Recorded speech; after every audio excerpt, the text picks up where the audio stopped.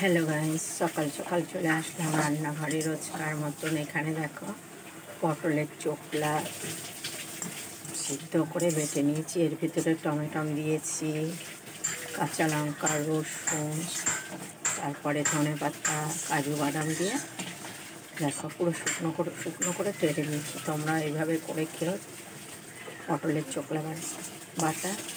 এর ভিতরে একটু কাজু বাদাম দেবে, টমেটো, তারপরে কাঁচা লঙ্কা, ধনেপাতা,